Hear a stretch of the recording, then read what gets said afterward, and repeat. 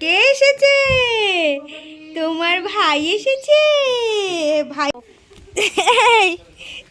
এই শোনা, এটা কার ফুটি? হ্যালো ফ্রেন্ডস, আরও একটা নিউ ব্লগে তোমাদের সকলকে জানাই অনেক অনেক ওয়েলকাম। তো চলো ব্লগটা শুরু করা যাক। আমরা সানডেতে বেরিয়ে পড়েছি ঘুরতে, আর সেই দিনের ওয়েদারটা এত ভালো ছিল যে বাবু ঘুমিয়েই পড়েছে। কোথায় যাচ্ছি সবটাই তোমাদের সঙ্গে শেয়ার করব।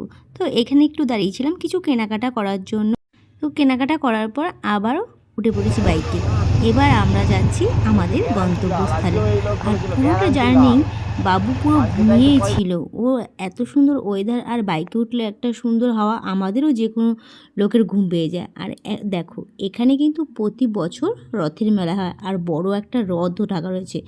এই দৃশ্য দেখে অনেকে হয়তো চিনতেই পেরে গেছো এই জায়গাটা কোথায়। যারা যারা চিনতে পেরেছো অবশ্যই কমেন্টে কিন্তু জানিও।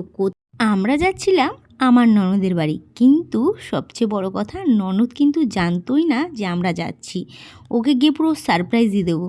তো ও তো দেখে অবাক যে তোরা কিভাবে। কে এসেছে? তোমার ভাই এসেছে। ভাইও দেখো আসছে। দাঁড়াও ভাইকে নামিয়ে দিই। খাবে?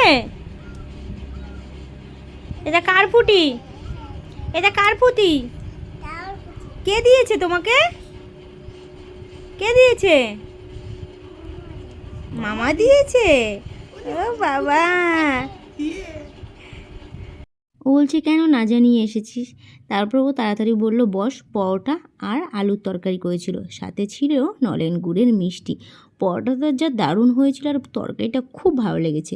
আর এই যে দেখো, ভাইকে পেয়ে কি করবে বুঝতে পারছে না।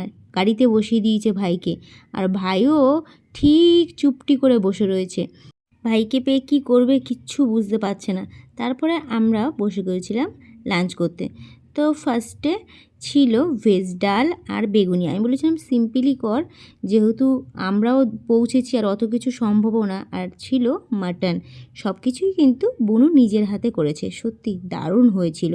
আর এই দেখো মাম্মাম সারা দিন সে তার কাজ নিয়ে ব্যস্ত, এটা সেটা। এইটুখানির মধ্যে যে ও কত কিছু করে ফেলেছে সেটা আর কি বলবো। এখানে ওর মামার হাতে ব্যথা করছিল বলে হাতে রুমাল বেঁধে রেখেছিল, কী হয়েছিল সেটা দেখেই শাট করে দিচ্ছিল। তারপরে বাইরেটা ঘুরছিলাম। এখানে হলো কাকিমাদের বাড়ি, মানে বুনুর কাকিমা শাশুড়ির বাড়ি, এই পাশাপাশি। কাকিমাদের বাড়ির সামনে এসে দেখো আমি ওকে ডাকছি কোনোই না। আর এই যে আমার দুষ্টু পিপিয়ার সাথে খেলা করছে। আর এই যে বাবুর যে হ্যাঙ্গিং ব্যাগটা, মাম্মাম খাওয়া দাওয়া ঠিকঠাক করে না, ওর ওয়েট এতটাই যে ভাইয়ের ব্যাগে ওকে পুড়ে নেওয়া গেছে। সেটাই আমি বলছিলাম যে ঠিকঠাক করে ও খাওয়া দাওয়া করবে না কি হবে। ও ভাইয়ের ক্যারি ব্যাগে উঠে খুব মজা পেয়েছে এদিকে, মানে ও খুবই হয়েছে ভাই করছিল। তারপরে আমরা বেরিয়ে গেছি। আমরাও বাড়ি এসে পৌঁছলাম আর ঝড় বৃষ্টি চালু হয়ে গেল। তো ভিডিওটা কেমন লাগলো জানিও কিন্তু।